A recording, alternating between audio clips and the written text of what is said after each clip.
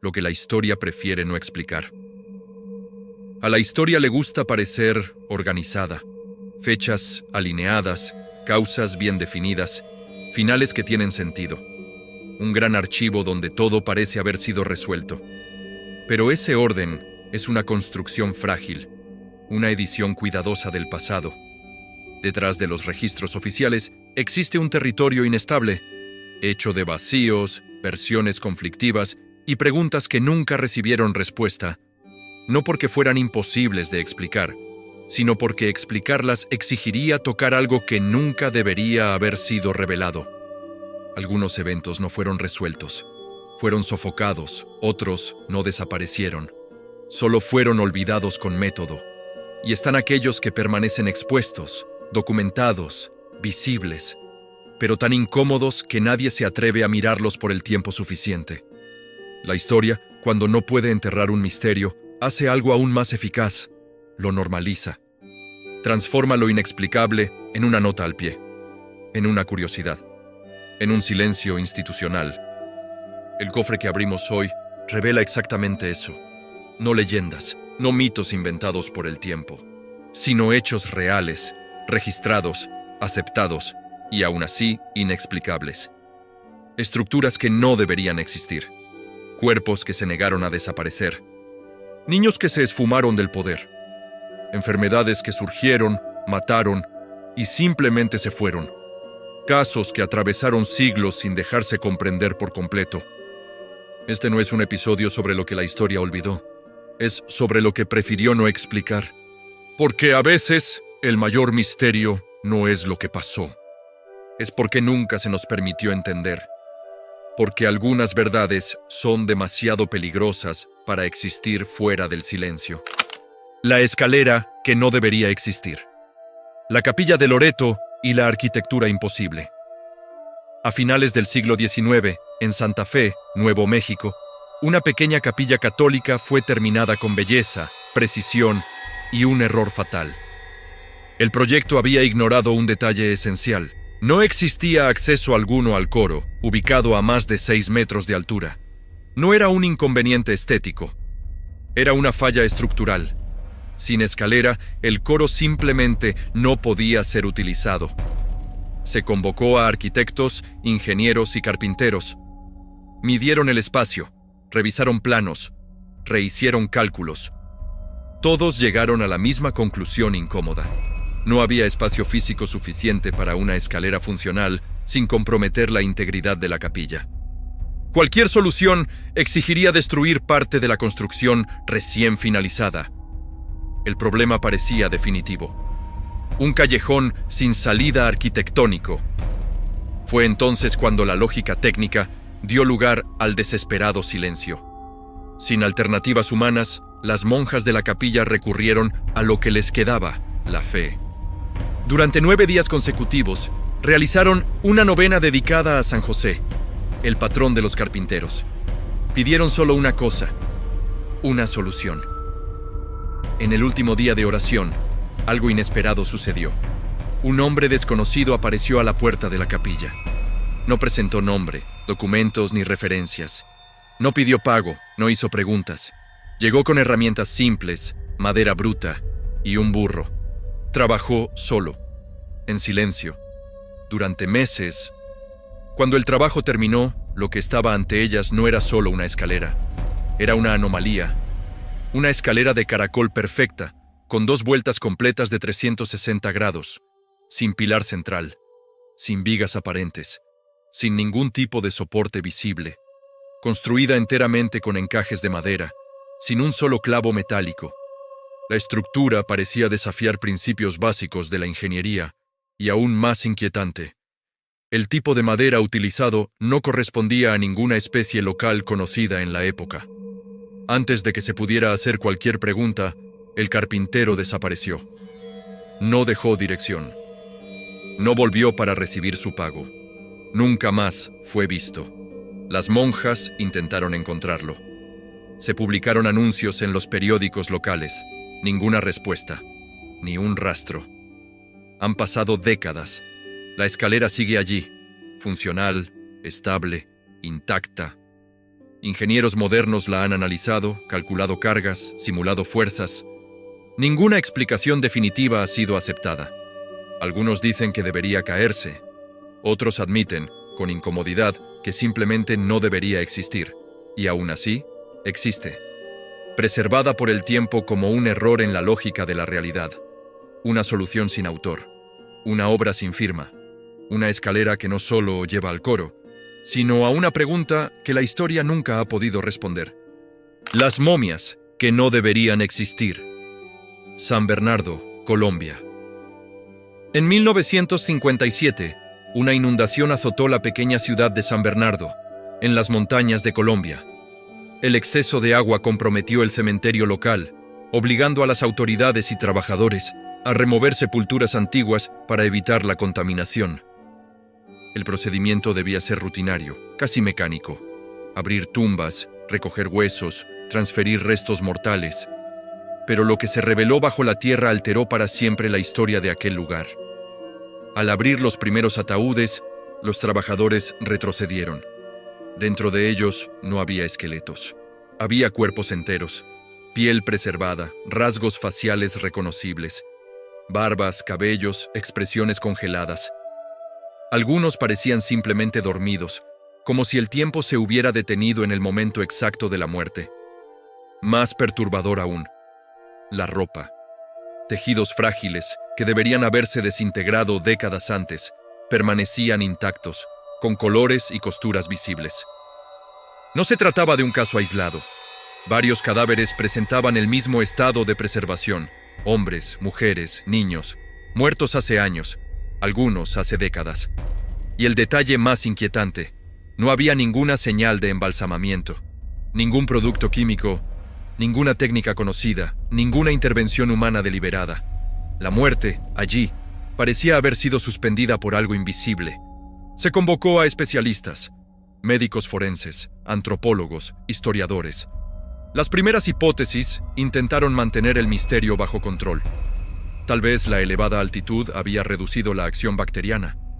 Tal vez la dieta local, rica en ciertos minerales, había alterado la composición de los tejidos. Otros sugirieron que el suelo poseía propiedades únicas, capaces de retardar la descomposición. Pero estas teorías comenzaron a desmoronarse ante un hecho ineludible. Ciudades vecinas, con clima, altitud y hábitos alimenticios similares, no presentaban ningún fenómeno parecido. Solo San Bernardo. Y había más. La preservación no se limitaba a los cuerpos. Ataúdes de madera, que deberían estar podridos, se mantenían sólidos. Ropas de algodón y lana resistían al tiempo. Botones, zapatos, tejidos orgánicos. Todo permanecía donde la lógica biológica decía que no debería estar. Con el paso de los años, algunas de estas momias fueron trasladadas a un pequeño museo local, expuestas al aire, a la luz, a la humedad ambiente, sin ningún proceso moderno de conservación.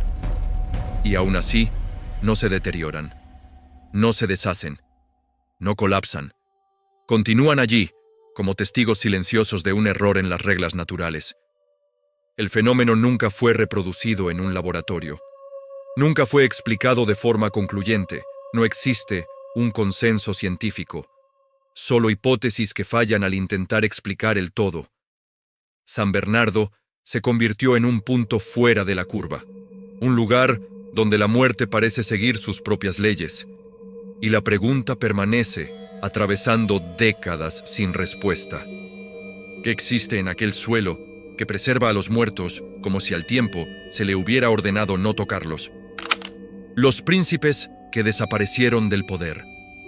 La Torre de Londres, en el año 1483. En 1483, Inglaterra presenciaba una sucesión real frágil y peligrosa. El rey Eduardo IV había muerto repentinamente, dejando el trono a su hijo mayor, Eduardo V, de apenas 12 años.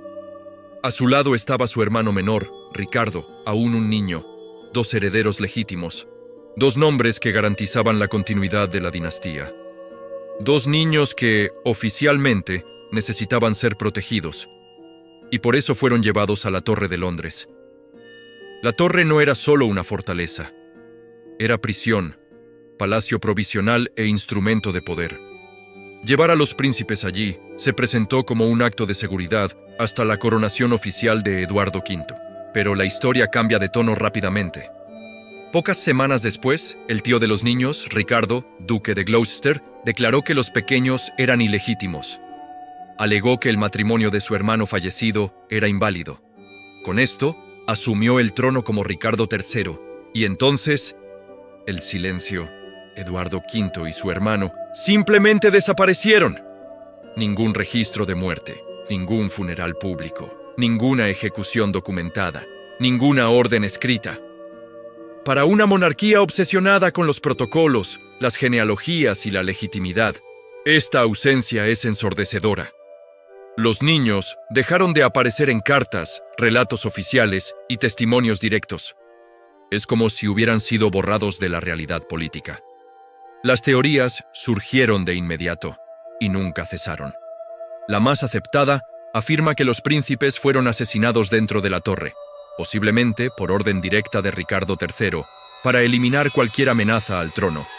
Otros creen que fueron muertos por aliados del futuro rey Enrique VII, quien más tarde derrotaría a Ricardo III y también tendría interés en eliminar herederos rivales.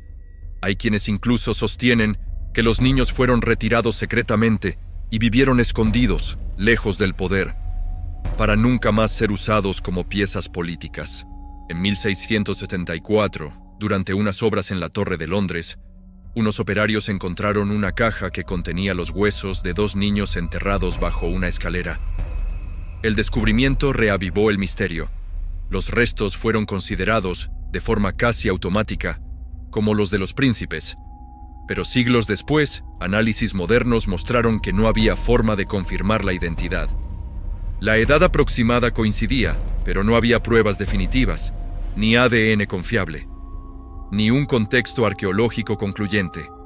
Solo una suposición más transformada en narrativa oficial. Lo más perturbador es que el caso nunca fue formalmente cerrado. No hay una confesión histórica aceptada. No hay un culpable definitivo, porque cualquier respuesta concreta tendría consecuencias profundas. Admitir el asesinato significaría declarar a un rey como usurpador y asesino. Admitir la supervivencia significaría cuestionar toda la línea de sucesión posterior. La verdad, sea cual sea, amenaza la legitimidad de la propia corona inglesa. Por eso, el misterio persiste. No por falta de interés, sino porque ciertas respuestas cuestan más que el silencio. En la historia, no siempre el poder elimina al enemigo con sangre. A veces, hace algo más eficiente, borra su existencia. Y cuando eso ocurre, no es el crimen lo que desaparece, son las víctimas. La enfermedad que mataba en horas. El sudor inglés. Entre finales del siglo XV y mediados del siglo XVI, Inglaterra fue presa de un terror invisible. No era la guerra, no era el hambre, no era la peste en el sentido tradicional. Era algo más rápido, más imprevisible. Una enfermedad que surgía sin aviso y mataba en cuestión de horas. Se le conoció como sweating sickness, el sudor inglés. Y hasta hoy nadie sabe exactamente qué fue. Los relatos de la época son consistentes y aterradores. Personas saludables, a menudo jóvenes, fuertes y activas, sentían un malestar repentino. Primero llegaban los escalofríos intensos, dolores musculares profundos, mareos y una sensación abrumadora de ansiedad. Luego, el síntoma más marcado, un sudor abundante, caliente, incontrolable. Las víctimas quedaban empapadas, exhaustas, confundidas. Poco después, colapsaban. Muchas morían antes de que cualquier ayuda pudiera ser ofrecida. En algunos casos, en menos de 6 horas. El patrón de la enfermedad desafiaba todo lo que se conocía sobre las epidemias. A diferencia de la peste negra, el sudor inglés no atacaba indiscriminadamente. Los niños casi no se veían afectados. Los ancianos, raramente. El objetivo principal eran adultos jóvenes, especialmente hombres entre 20 y 40 años. Exactamente el sector más productivo de la sociedad. Nobles, comerciantes, campesinos. La enfermedad no respetaba clase social, solo edad y fuerza física. Los brotes surgían de forma abrupta y localizada. Una ciudad era golpeada con violencia extrema, mientras que las aldeas cercanas permanecían intactas. En algunos casos, regiones enteras se salvaban. En otros, la enfermedad avanzaba rápidamente y luego desaparecía como si nunca hubiera existido. No dejaba secuelas en los sobrevivientes, no creaba una inmunidad clara y no seguía ciclos previsibles.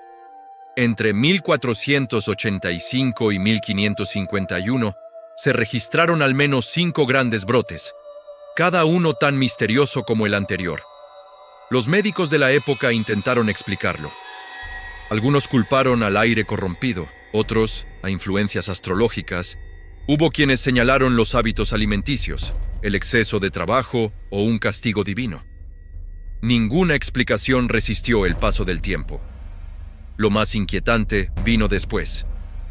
Tras el brote de 1551, el sudor inglés simplemente desapareció. No hubo vacuna. No se descubrió un tratamiento eficaz. No hubo mutaciones registradas. La enfermedad no migró a otros continentes de forma consistente. No dejó descendientes claros. No fue vencida. Se detuvo. Siglos después, historiadores y epidemiólogos modernos intentaron resolver el enigma. Las hipótesis varían entre un virus desconocido, una forma agresiva de hantavirus, una bacteria hoy extinta o incluso una intoxicación ambiental causada por hongos en granos almacenados. Pero ninguna teoría explica todos los detalles. La selectividad de edad, la velocidad letal, los brotes intermitentes y la desaparición total. En la historia de la medicina, esto es un punto ciego. Porque las enfermedades dejan rastros, evolucionan, regresan, se transforman. El sudor inglés no hizo nada de eso. Surgió, mató, aterrorizó y se fue. Como si alguien hubiera apagado algo. Y cuando una enfermedad aparece de la nada, mata con precisión quirúrgica y desaparece sin dejar vestigios, la pregunta deja de ser solo médica. ¿Qué causó realmente el fin del sudor inglés? ¿Y por qué nunca regresó? Lo que hemos visto hoy no son anomalías aisladas. No son curiosidades históricas lanzadas al azar en libros antiguos. Son puntos de tensión, fracturas abiertas en la narrativa oficial del mundo. La escalera que desafía la ingeniería, cuerpos que rechazan la descomposición, herederos que desaparecen sin juicio, una enfermedad que surge, selecciona a sus víctimas y se desvanece como si nunca hubiera existido. La historia registra todo esto, pero lo registra a distancia, como quien prefiere no tocar lo que aún quema. Existe una idea reconfortante de que el tiempo lo explica todo, que tarde o temprano la ciencia alcanza el misterio, los archivos se abren y la verdad sale a la luz. Pero la realidad es menos elegante. Hay casos que no avanzan porque no pueden avanzar, porque explicar significaría admitir fallas estructurales, de la religión, de la medicina, del poder, del concepto mismo de progreso. Y cuando la explicación amenaza el orden, el misterio se convierte en estrategia. La historia no borra los hechos de forma brusca, los normaliza, repite versiones simplificadas, transforma lo inexplicable en una nota al pie. Enseña a las generaciones a aceptar los vacíos como si fueran naturales. Así, lo extraño deja de ser investigado y pasa a ser tolerado. No porque haya sido resuelto, sino porque ha sido cansinamente ignorado. Y hay algo aún más perturbador en todo esto. En casi todos estos casos, no es solo el evento lo que permanece oscuro, son las personas. El carpintero que nunca existió oficialmente. Los muertos que no se comportan como muertos, los niños que eran reyes y dejaron de ser cualquier cosa, las víctimas de una enfermedad sin nombre, sin causa y sin herencia. Cuando la historia falla al explicar, también falla al recordar plenamente. Y olvidar, muchas veces, es una elección.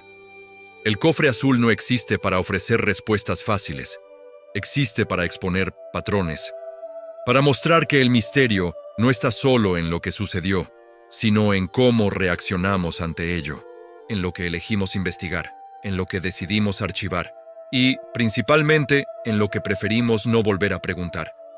Porque si eventos documentados pueden ser empujados a las sombras, ¿qué ocurre cuando no son eventos, sino personas enteras?